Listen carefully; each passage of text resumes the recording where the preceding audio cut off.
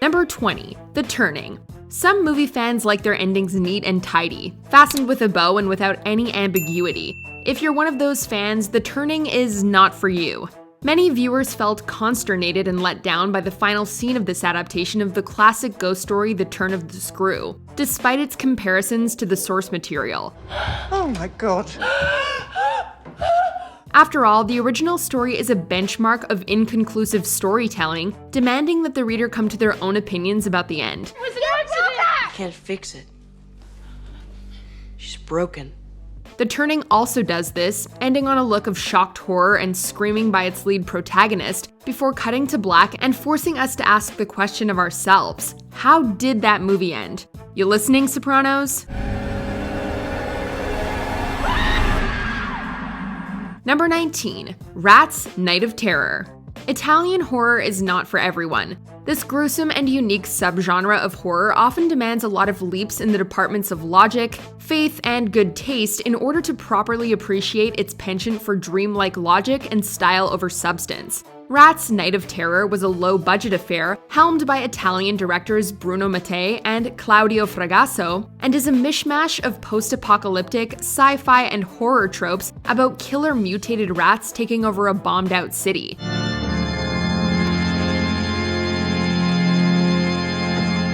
The ending is the stuff of bad movie legend, with a group of bipedal rat men in hazmat suits saving the last two survivors from their doom.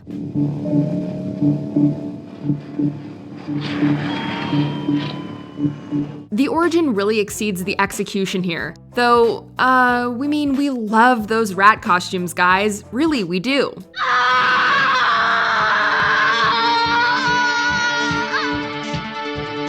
Number 18. Paranormal Activity, The Marked Ones. Shaky cam, oh shaky cam. Where would the found footage film genre be without you? The Paranormal Activity franchise has made a, killing on the technique, ever since films like Cannibal Holocaust and The Blair Witch Project pioneered the genre. The Marked Ones is one of the most egregious examples of how disorienting shaky cam can be for the viewer, despite the obvious cost-saving advantages it has from a production standpoint. What should be a finale full of tension and thrills instead devolves into a loud and nauseating mess, before even cheaper jump scares and one final deflating reveal ends things on a sour note.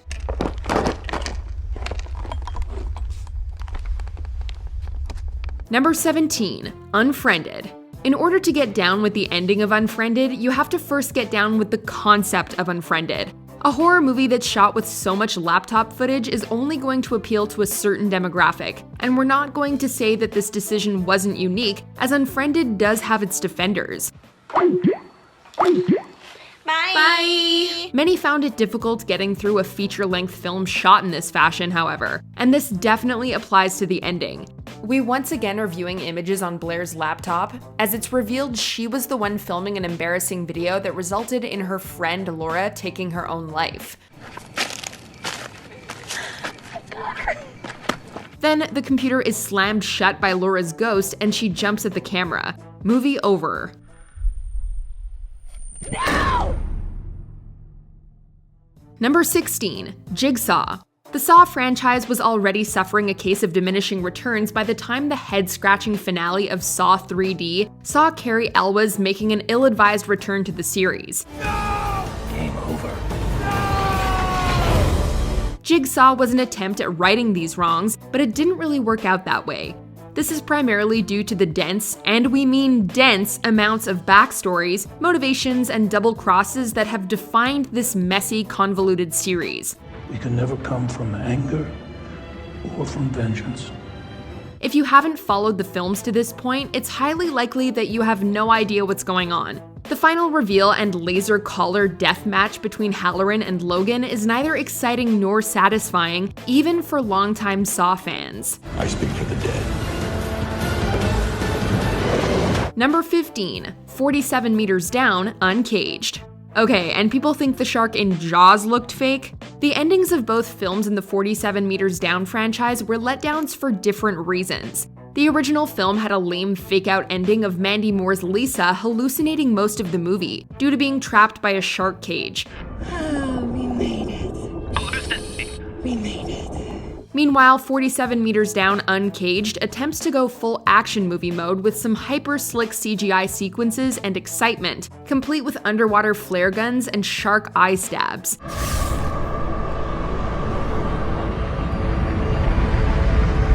It honestly sounds more exciting than it is, with 47 Meters Down Uncaged being just another guppy in an ocean full of bad shark movies.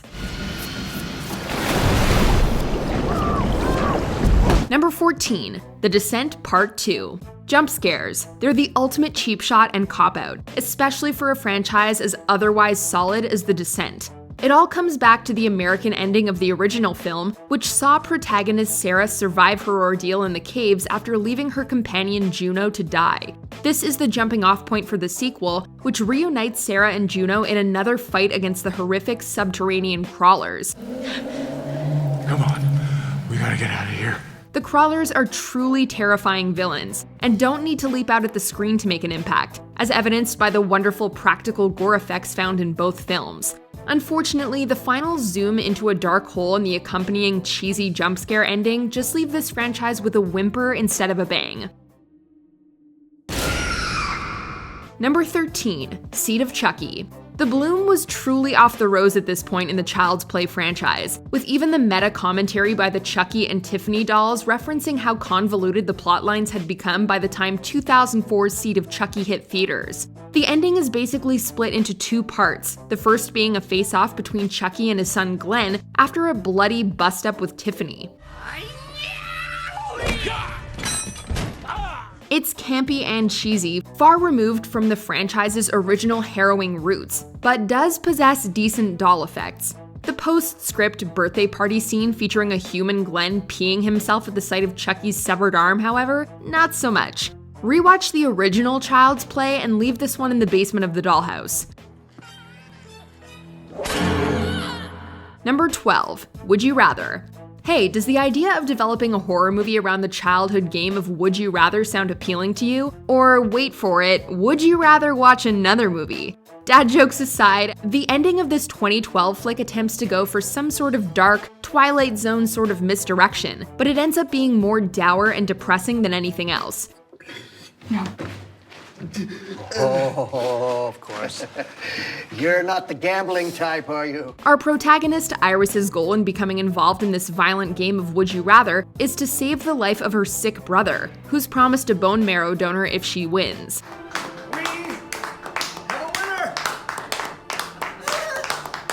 Then, while she's committing murder and winning the game, it's revealed that her brother has overdosed, making the entire affair a waste of time. Oh my god. What did she do? What did you do? Number 11, Truth or Dare. Hey, since we're already on the parlor game train, why don't we continue this theme with 2018's Truth or Dare? The marketing for this film already earned some chuckles from horror fans, thanks to the cheesy, CGI-enhanced grin slapped onto the faces of its actors.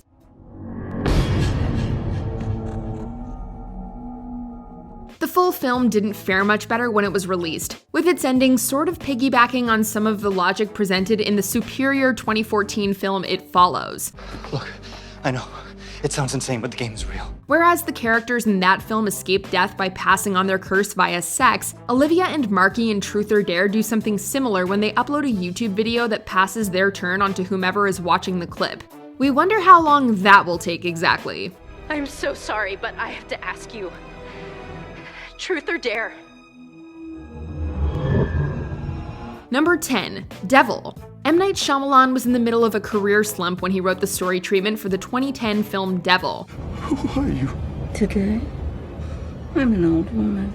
Although Shyamalan didn't direct the film, his attachment to the project fell in line with his disappointments of that era, including The Happening. More on that later. This film is a basic bad people stuck in a small space scenario with the added horror element of the biblical devil tossed into the mix for good or bad measure.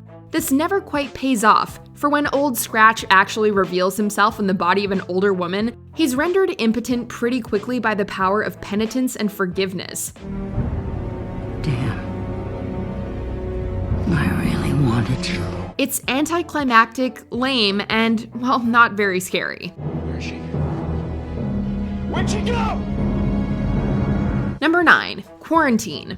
Man, talk about spoiler alert. This 2008 remake of the Spanish film Wreck gave away its ending not only in its trailer, but even on the home video box art.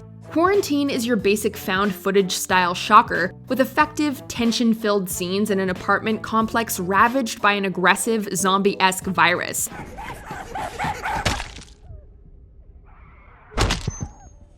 The end is telegraphed a mile away, as we get a lot of disorienting and dark shots that flitter about, and we know what's about to go down. Jennifer Carpenter's Angela scrambles in front of the night vision camera, but is dragged away screaming before everything cuts to black. This one would have been unoriginal and predictable, even if it wasn't spoiled in advance. Number 8. Freddys Dead, The Final Nightmare. The Nightmare on Elm Street franchise has countless memorable moments going for it, and it deserved a satisfying and epic end for its long-running antagonist, Freddy Krueger. Come on. Let go.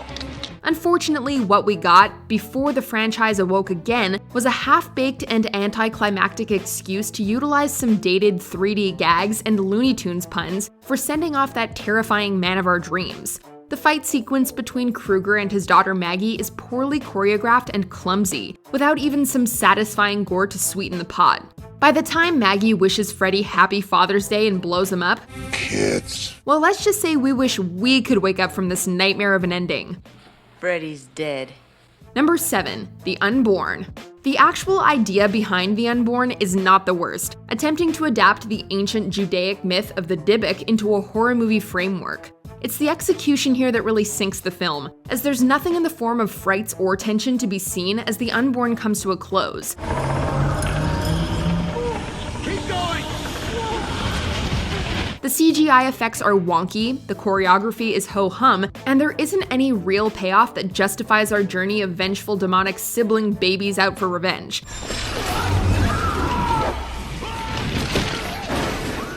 Not even Gary Oldman can save The Unborn from wallowing in mediocrity. Wait, Gary Oldman is in this mess? Hey, nothing wrong with cashing checks, we suppose.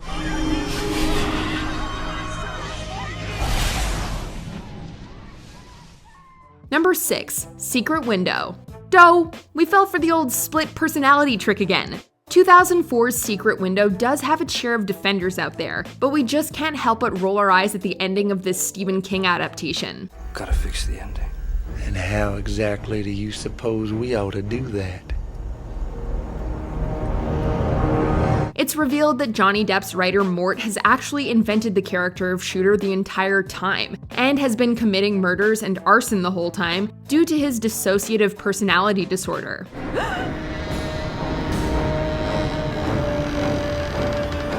The execution is more cheesy than frightening. Shooter, shoot her, get it? And the reveal just isn't shocking enough to make any lasting impact at the end of the day. This one's perfect.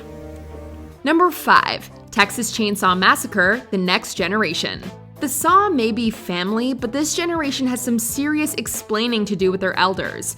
This 4th entry in the Texas Chainsaw Massacre franchise is best known for featuring Renee Zellweger and Matthew McConaughey early in their careers. If you're gonna kill me, then do it!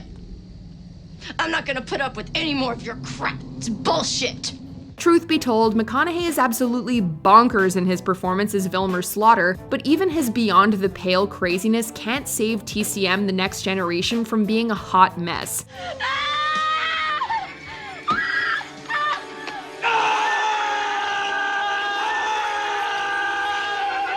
There's a mysterious man in black who's never fully explained, and an ineffectual Leatherface that shouts and whines more than he slices and dices.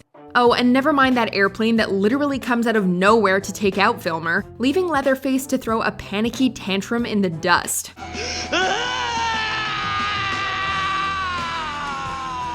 Number 4. The Last House on the Left. Wes Craven's 1972 horror classic The Last House on the Left was a riff on the Ingmar Bergman film The Virgin Spring. In both films, a young woman is tortured and murdered not far from her house, while her killers unsuspectingly take shelter at the home of their victim's parents. The fatality present in both versions is what drives the parents to take brutal revenge upon those responsible for their daughter's demise. Now take it easy, Doc.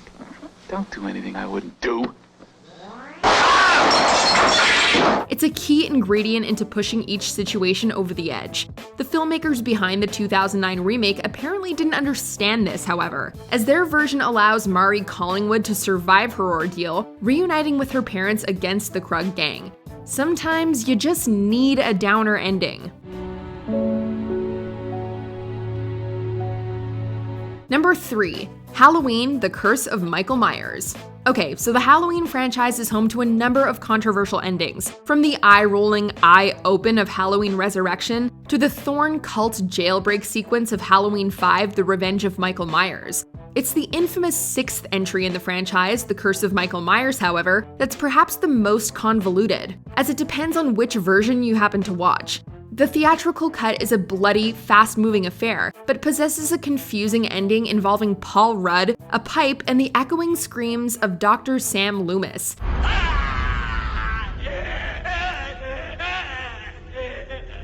The producer's cut makes a bit more sense, but it's also unsatisfying in the ending department, adding an unnecessary Myers subplot and Loomis taking over the Thorn cult.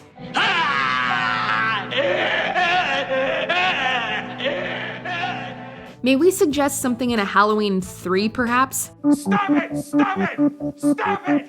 Stop it! Stop it! Number 2. The Happening. It may be difficult to believe, but there was a genuine hope in the air when M. Night Shyamalan released his R-rated film The Happening in 2008. We already mentioned Shyamalan's rising star was beginning to fall after a number of unevenly received films, so fans were anticipating a dark and visceral return to form with this hard R rating.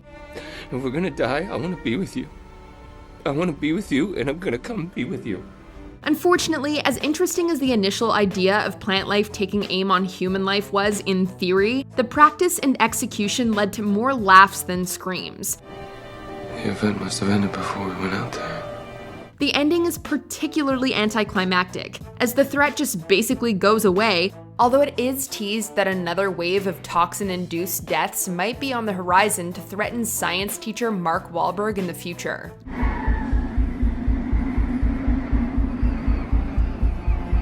Before we unveil our number 1 pick, here are a few dishonorable mentions. I am the pretty thing that lives in the house. Scared to death or bored to death? I think I'll stay for one more look at her. The houses October built. Our interest level was also buried. Help! Please help me! Please! The Gallows. Don't bother hanging around to watch the end of this lame found footage flick. No! Hide and Seek. This film has 5 endings, and all of them suck. You know I can't do that, sweetheart. Number 1. The Devil Inside.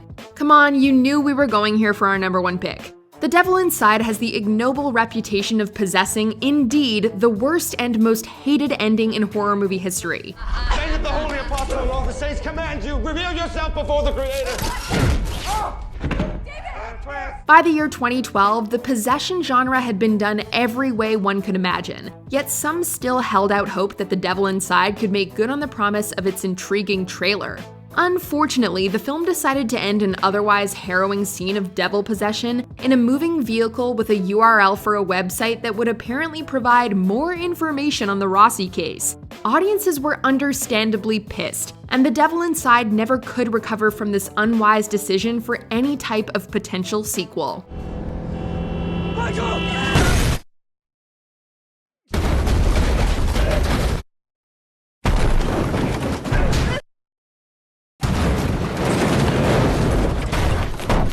Did you enjoy this video? Check out these other clips from WatchMojo and be sure to subscribe and ring the bell to be notified about our latest videos.